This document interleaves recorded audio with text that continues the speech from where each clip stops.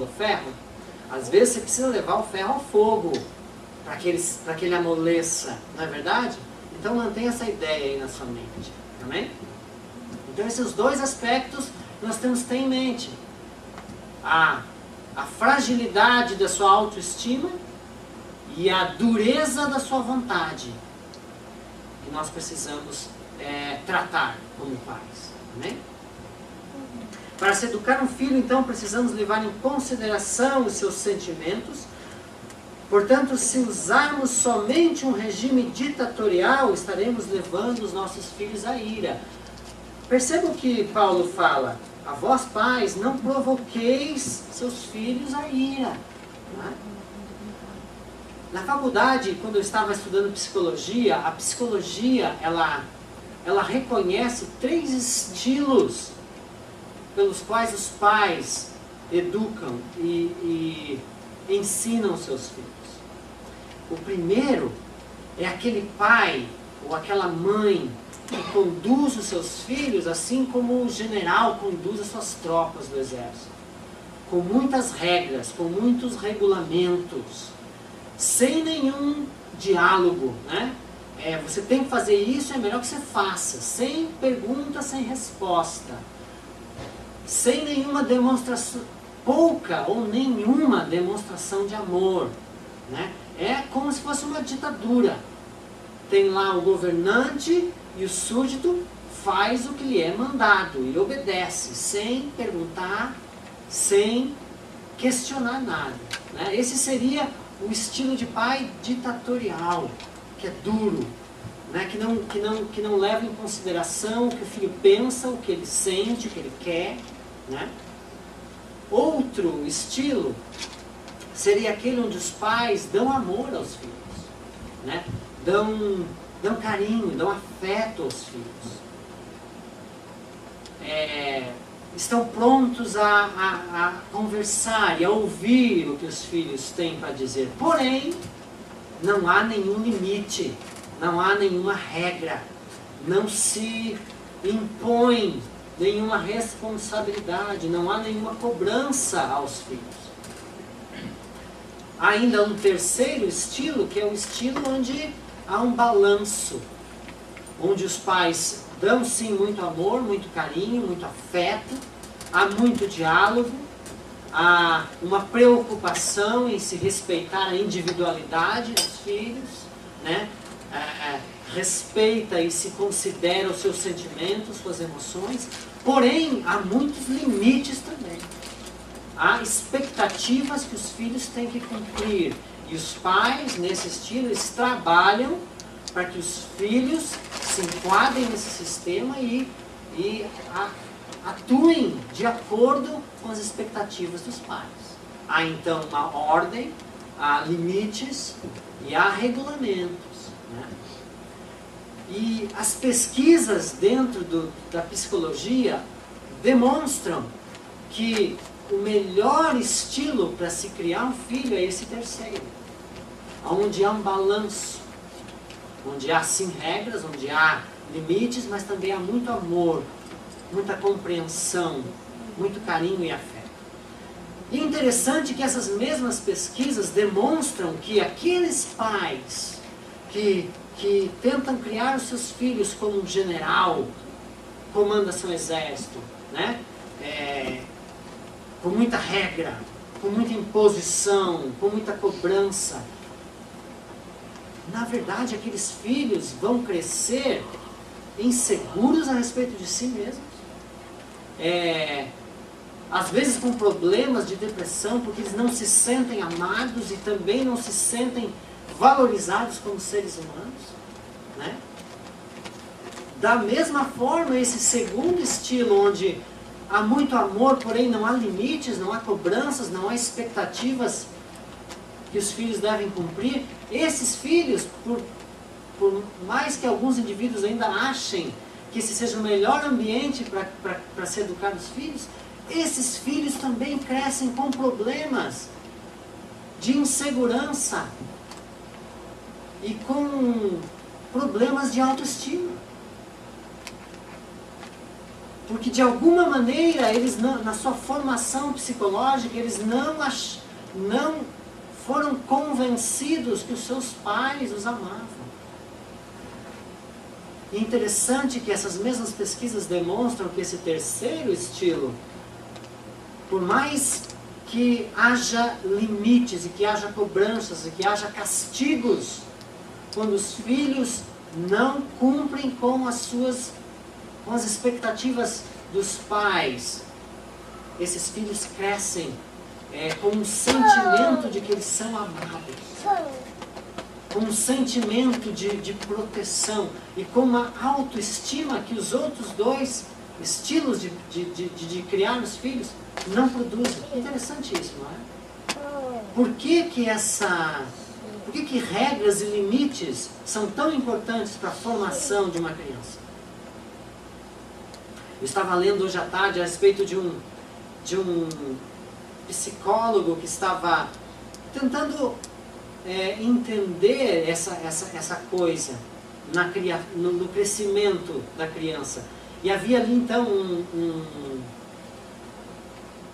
como uma escola, e havia as criancinhas que brincavam no pátio, e havia essa cerca, né, no pátio. E as crianças corriam para lá e para cá, ali naquele espaço, e brincavam, correndo e usando todo aquele espaço. E ele pega então o que ele faz? Ele retira a cerca, pensando que então as crianças, quando não vissem aquela cerca, elas brincariam com mais liberdade. E usariam mais o espaço daquele pátio do que antes. Mas o que ele percebeu foi justamente o contrário. Foi exatamente o contrário. As crianças ficaram como que meio acuadas, brincando somente ali no centro do pátio. Talvez então que regras e limites passem também para os seres humanos, além dos nossos limites, é um sentimento de proteção. É um sentimento de que nós somos amados por aqueles que estabelecem os nossos limites. É isso que talvez então nós percebemos no resultado dos pais que educam seus filhos, colocando limites e cobrando dos filhos que eles respondam a esses limites. Talvez então a nossa psicologia moderna nos revela algo que a Bíblia já falava. Preste atenção no versículo que nós lemos. Vós pais, não provoqueis a ira aos vossos filhos, mas criai-os no quê? Na disciplina e na instrução do Senhor. É dada aos pais a responsabilidade de educar seus filhos. De educar seus filhos. Como nós já entendemos, nossos filhos têm essa vontade que vai se manifestar, e se você não moldar essa vontade, você não der ao seu filho a instrução que ele precisa para ser um bom cidadão, para que ele tenha autocontrole, provavelmente aquelas coisas que eu falei no começo dessa mensagem podem se tornar verdade na vida do seu filho. As estatísticas mostram que lares onde um pai é ausente, as chances de o filho acabar se envolvendo com gangues, com drogas, com crime e acabar no sistema penitenciário são incrivelmente maiores do que o filho que cresce numa família onde ambos os pais estão presentes. O que acontece quando só um pai está presente no lar? Ele tem que trabalhar, não tem? Ele não tem tempo para passar tanto tempo com o filho. Provavelmente ele não tem tempo para acompanhar esse filho. Ele não tem tempo para educar esse filho. Ele não tem tempo para disciplinar esse filho. São nesses lares também onde a maioria das crianças acabam deixando a escola e acabam se envolvendo com más companhias. Por causa disso, acabam se envolvendo com todas essas coisas que nós falamos aqui. Portanto, é necessário que nós eduquemos os nossos filhos e gastemos tempo, compromisso e esforço para educarmos os filhos, para que eles cresçam na instrução e na disciplina do Senhor. Porque nós nós somos o povo de Deus, nós podemos usar os métodos que a psicologia hoje nos aponta, mas os métodos que a psicologia e que a ciência nos apontam não prepararão nossos filhos para estarem à frente de Deus. Porque a nossa sociedade não está muito preocupada em responder a Deus. A sociedade que nós vivemos não se dá conhecimento desse Deus que sonda, que nos conhece por dentro e por fora. Não é verdade? A sociedade que nós vivemos está preocupada em que o indivíduo viva feliz. E que se há alguma coisa que te dá prazer, então isso você deve seguir. Eu não aconselho você ensinar isso para o seu filho. Não aconselho você ensinar para o seu filho que tudo aquilo que é bom, ele deve fazer. Nós precisamos ensinar aos nossos filhos o quê? Que há consequências para os nossos atos. Que há consequências para os nossos atos. Para que eles então possam entender mais facilmente o que a Bíblia ensina em Romanos, eu acho que capítulo 6, versículo 23, que diz o quê?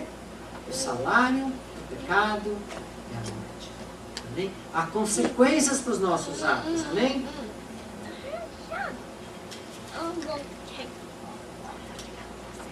Precisamos levar em consideração também que os filhos são seres que raciocinam, não é verdade? Como foi apontado ali por vocês. Por isso, porque nós raciocinamos, porque nós avaliamos, porque nós medimos informações e comparamos. Por causa disso, nós somos seres que aprendemos com os nossos erros. Aprendemos com os nossos erros. Não devemos, então, impedir que os nossos filhos aprendam com os seus erros. Mas há muitos pais que fazem isso. Né? Que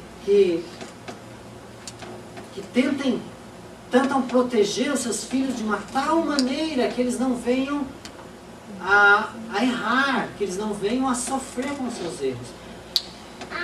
Deus nos protege dessa maneira? Como é que Deus se relaciona com nós nesse aspecto? Ele priva você de bater sua cabeça na parede? De rachar sua cara no chão? Não. Meu filho, eu te amo. E eu morri por você na cruz.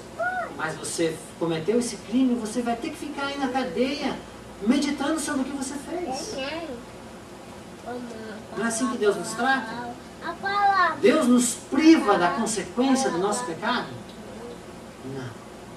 Não. Ele disse para Adão e Eva lá no jardim: se comeres do fruto proibido, o que acontecerá? Certamente morrerás. E Deus não esperou nem um minuto para cumprir o que ele disse. Ele cumpriu, eles pecaram, Deus apontou seu castigo e fora do jardim. Nós devemos aprender, como pais, a seguir o exemplo que Deus estabelece para nós. Nós não podemos impedir que os nossos filhos sofram as consequências dos seus erros. Não podemos ser super protetores à medida que nós impedimos os nossos filhos de errar. Porque uma coisa interessante, queridos, que nós logo vamos aprender como pais, talvez você já tenha aprendido. Nós podemos proteger nossos filhos por algum tempo, mas nós não podemos estar com os nossos filhos o tempo todo. E isso deve abrir os nossos olhos para que um dia eles sairão do nosso lar. Um dia eles não estarão ao alcance das nossas mãos e não estarão ao alcance dos nossos olhos. Nós não poderemos protegê-los a vida toda.